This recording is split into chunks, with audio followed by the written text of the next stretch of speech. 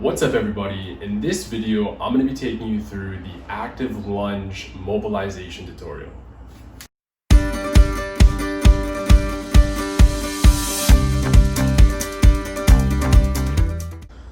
Alright, so the active lunge mobilization.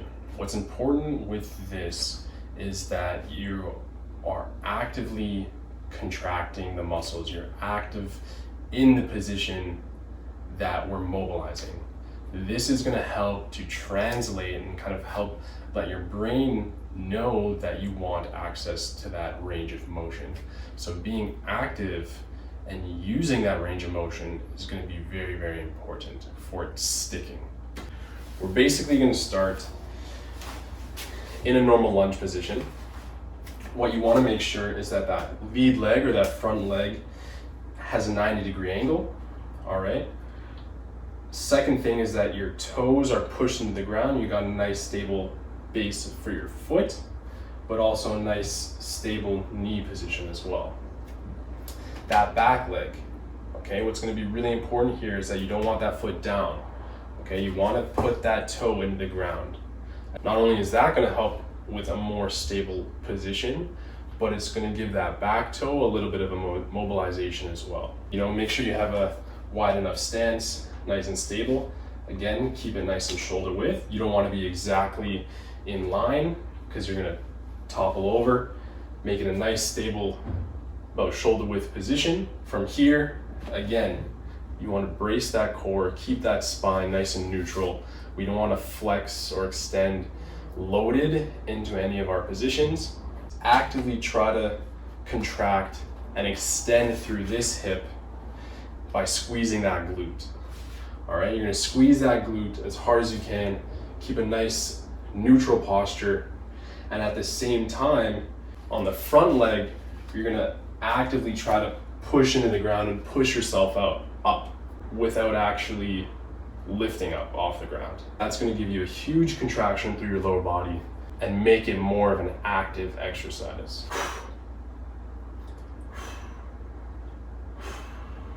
If you're comfortable with that active lunge position with both feet on the ground, you can progress this. The way you're going to do that is you're going to get into that same active lunge position.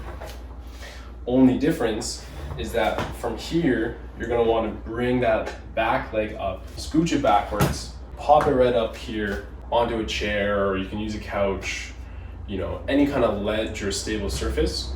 All this is doing is placing a little bit more of a stretch, especially through that back quad, but it's also going to challenge you to now try to still extend that hip in a larger range of motion.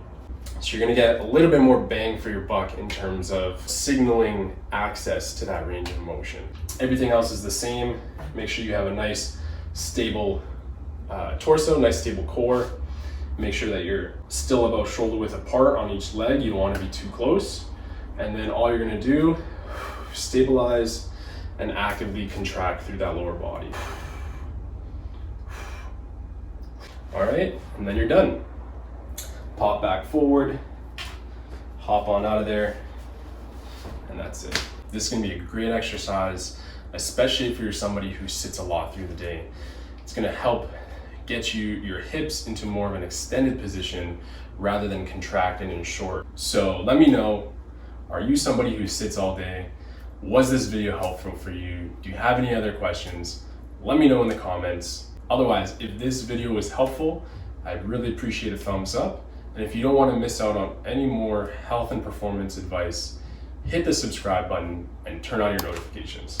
Very last thing, if you want a guide that takes all of this into consideration and gives you steps and actionable habits that you can build and goes through all of this information with you, I got a free 28 health and performance guide that you can download in the description for free.